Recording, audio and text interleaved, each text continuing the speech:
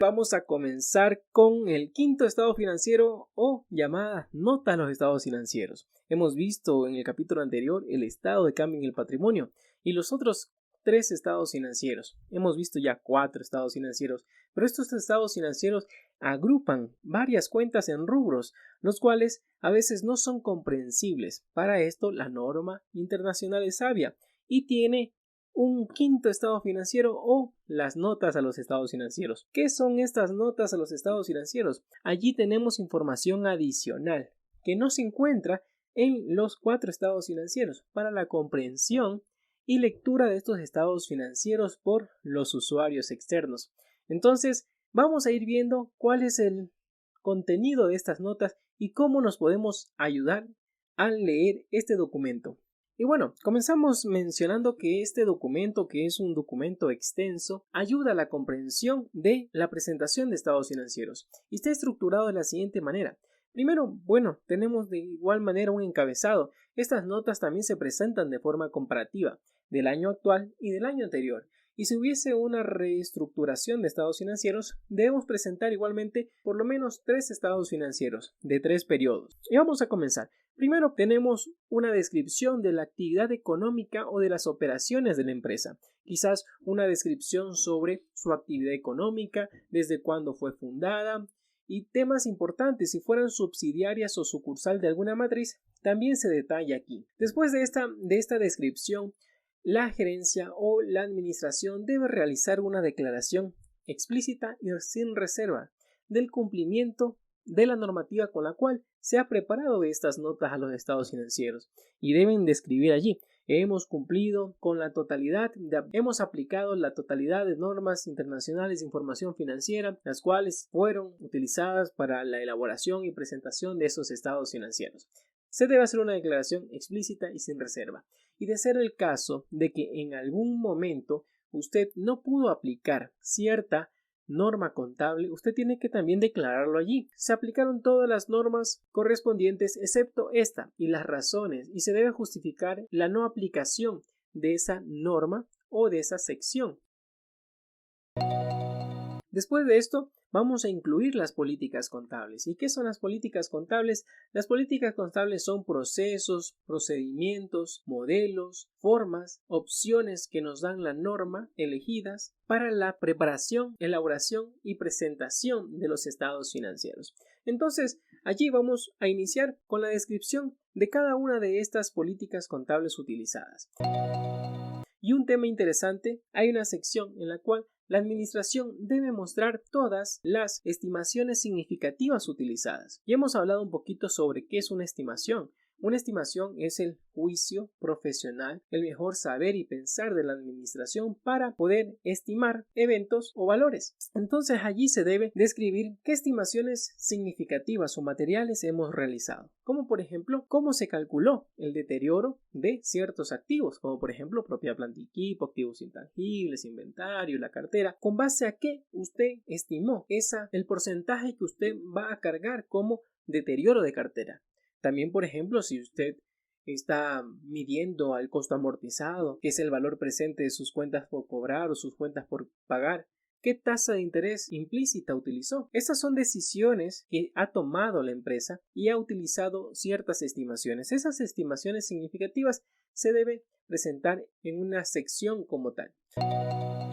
Después van a venir el desglose de cada una de las políticas contables utilizadas en cada uno de los rubros significativos. Como por ejemplo, tenemos algunos ejemplos. Por ejemplo, la medición posterior de propiedad, planta y equipo, algo muy común. Puede medirlo al costo, ¿sí? Al costo menos depreciación y menos deterioro, o puede medirlo también a el valor revaluado. Eso quiere decir que al cierre de cada ejercicio usted va a revalorizar esta propiedad, planta y equipo, por ejemplo, edificio. Usted va a contratar a una persona competente para poder realizar esa revalorización. Claro está, con permiso ¿de quién? De la junta de accionistas, ya que el valor de esa revalorización va a afectar el incremento del activo y va a ir contra una cuenta de patrimonio, del ORI, por superávit por revalorización. Ok, entonces tenemos esos tipos de políticas contables, como por ejemplo políticas contables. ¿A qué tiempo usted de vida útil deprecia su propiedad, planta y equipo, por ejemplo su edificio, su maquinaria, o a qué tiempo usted amortiza de vida útil, usted amortiza su activo intangible. También, por ejemplo, el método de depreciación. Usted va a escoger un método de depreciación a línea recta o unidades de producción.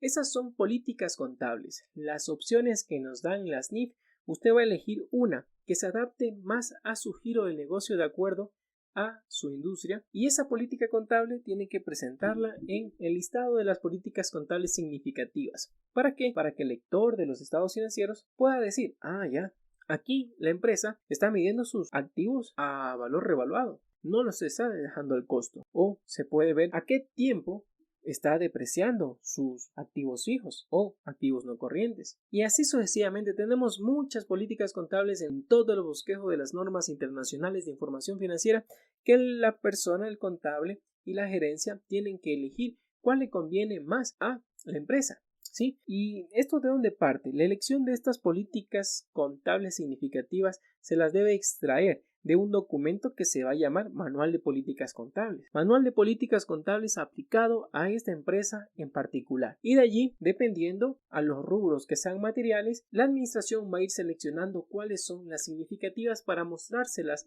a los usuarios de los estados financieros y que con estas notas, con estas políticas, el usuario pueda tener mayor comprensibilidad de estos estados financieros. También en lo posterior tenemos que mostrar si hay alguna reclasificación o algún ajuste por cambios de políticas contables. Tenemos que presentar un segmento sobre cambios de políticas contables de su reestructuración. También otro segmento en caso de que existieran correcciones de errores significativos. Posterior a cada una de las políticas contables que se van a ir describiendo, van a aparecer otra sección grande de revelaciones.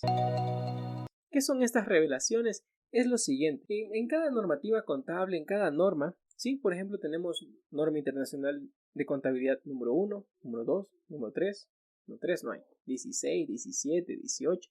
El número que corresponda va a tener una estructura y al final de esa estructura de cada norma hay una parte de revelaciones que nos pide nosotros revelar información adicional, como por ejemplo si su efectivo y equivalente efectivo no está disponible para su uso. Por ejemplo, si algún tipo de activo está ignorado, está en garantía, no se lo puede disponer para poder convertirlo en flujos de efectivo. Entonces, hay ciertos requerimientos de cada norma pide revelar. Por ejemplo, la tasa de interés que se utilizó para traer a valor presente algún tipo de activos o pasivos, la antigüedad de la cartera, el movimiento de propiedad, planta y equipo, movimiento del inventario, el costo de venta. Hay ciertas revelaciones que nos exigen las normas para que un usuario pueda identificar, pueda leer esa información. Y así se van a ir desglosando muchos rubros de los estados financieros, como por ejemplo en el rubro, en el estado de situación financiera, podemos tener cuentas por cobrar no relacionadas, pero ya en las notas vamos a detallar de esas cuentas por cobrar no relacionadas cuánto está deteriorado.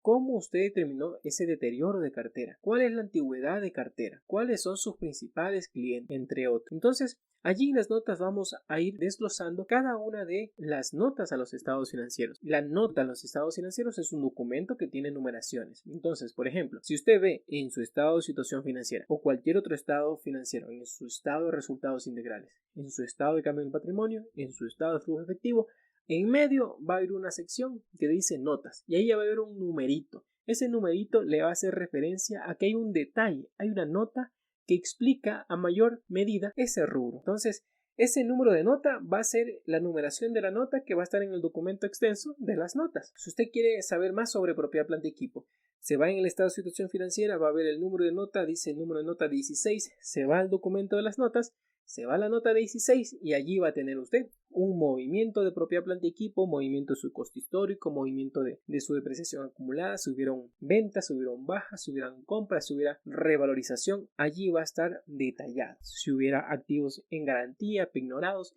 allí va a estar ese detalle en las notas. Y así vamos a ir revelando cada una de las notas de los rubros materiales de los estados financieros. ¿Qué decíamos al inicio? Que en estas notas va a existir la información que no ha podido ser presentada en los estados financieros. Y hay un temita interesante sobre algunos activos, algunos elementos. ¿Cuáles son los elementos? Elementos activo, pasivo, patrimonio, ingresos y gastos. Hay ciertos elementos como activos y pasivos que no tuvieron una característica interesante, que es la probabilidad, que no fueron muy probables de que en el futuro, si son activos, que en el futuro vaya a recuperar flujo, o si son pasivos, que en el futuro me vaya a desprender de esos flujos. No hubo la suficiente probabilidad para esto y no tuvieron esa categoría de activo y pasivo, no tuvieron esa categoría de elementos y se quedaron tan solo en una categoría de contingentes. Puede ser un activo contingente o un pasivo contingente. Estos activos y pasivos contingentes no tuvieron ese grado de probabilidad suficiente para ser registrado en los estados financieros, pero sí son suficientemente relevantes para describírselos en las notas a los estados financieros. Entonces, en las notas de los estados financieros también vamos a tener una sección de contingentes, de activos contingentes y pasivos contingentes. Sí, por ejemplo, cuando tenemos reuniones con los clientes, solemos hablar de eso. Verá, si usted no cumple esta normativa, usted podría tener un contingente. ¿Sí? ¿A qué hacemos referencia? A que pueda que, quizás si no cumplió con una normativa tributaria, puede que tenga usted sanciones, multas, intereses por el quizás no pago o la mala aplicación de una normativa tributaria.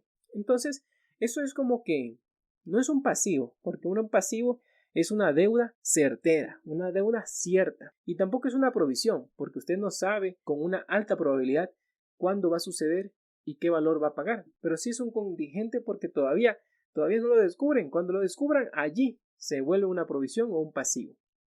Sí, es un contingente pasivo. Ahora, ¿qué pasa en un activo contingente? Un activo, por ejemplo, usted tiene un proveedor que no le cumplió, sí, no le cumplió con un contrato y usted comienza una acción legal hacia ese proveedor. Sí, entonces usted te dice, yo seguro que le gano, pero todavía no está nada dicho. Allí usted recién está como que diciendo que en el futuro tal vez puede ser, es posible que tenga recursos, por tal motivo como no es tan probable, lo revelo solo como un activo contingente, un activo que podría suceder pero todavía no estoy 100% seguro. Muy bien, entonces pasamos de esa sección de contingentes y continuamos con las notas. Aquí algo importante que en el futuro vamos a ir mencionando más a detalle cada una de la información que podemos o debemos encontrar en cada una de estas numeración de las notas para poder obtener mayor información. Pero por ahora vamos a verlo de esta manera, de forma global, ¿sí? Así que continuamos con otra sección que es lo siguiente. Hay una sección para las empresas grandes en las cuales tenemos que mostrar los riesgos que el negocio podría tener.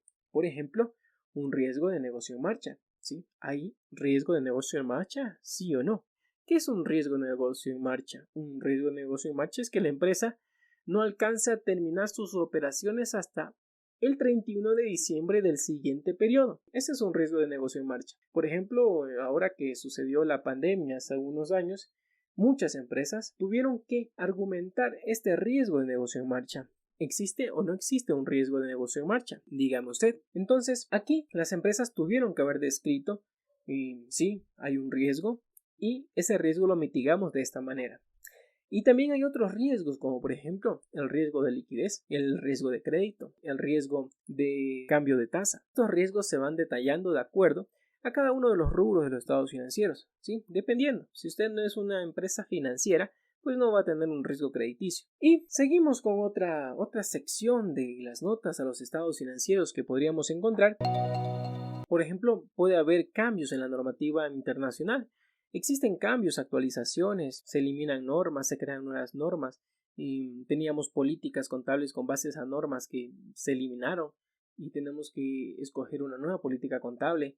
Podemos hacerlo de forma retrospectiva o prospectiva. Entonces, eso también se muestra aquí, la adopción de nuevas normas o el cambio de políticas contables de una norma vieja a una norma nueva.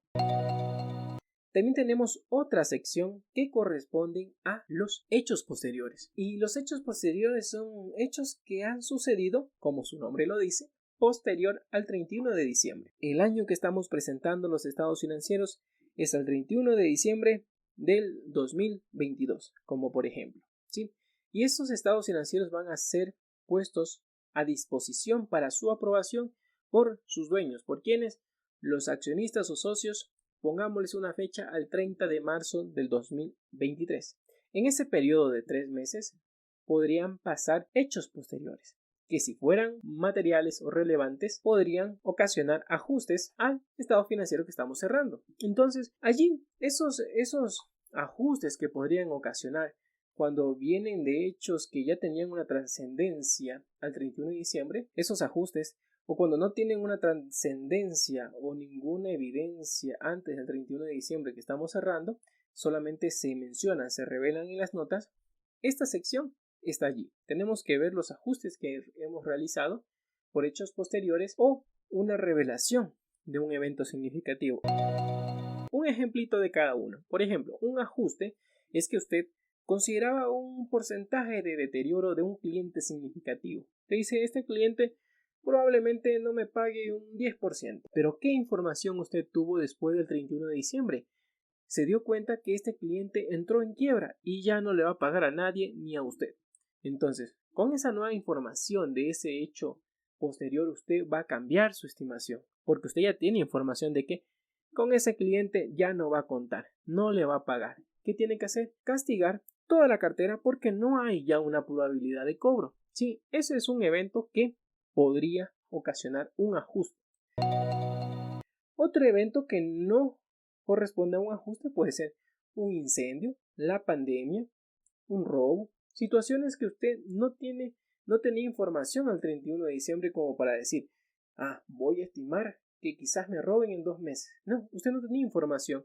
Entonces, como no tenía incidencia en el estado financiero cerrado, eso corresponde a una revelación. Por ser importante, va a ponerlo en las notas. El 15 de enero hubo un incendio en una bodega, ¿sí? Entonces, estos hechos posteriores se deben revelar, lo significativo. Y para también nosotros corroborar el tema de fechas, también tiene que revelar la fecha en la cual se aprobaron el conjunto completo de estados financieros o el paquete de estados financieros al 31 de diciembre del año que estamos cerrando.